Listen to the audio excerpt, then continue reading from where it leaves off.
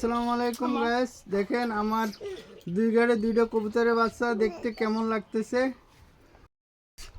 কবুতরের বাচ্চা আজকে আমাদের পাল থেকে নামানো হলো, তারপরে ঘরের ভিতরে রাখছি। কেমন লাগতেছে দেখেন তো।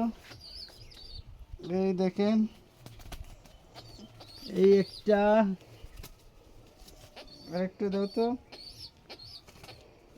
কই কই কই, এই যে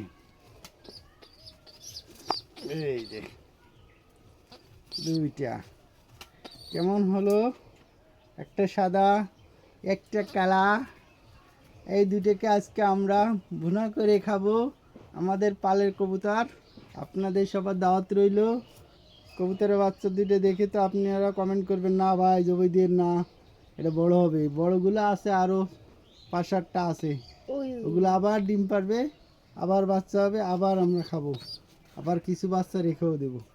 এগুলো বাচ্চা খাইলে শরীরে উপকার আছে, রক্ত হয় এবং ক্যালসিয়াম বাড়ে এবং রোগ প্রতিরোধ ক্ষমতা বাড়ায়।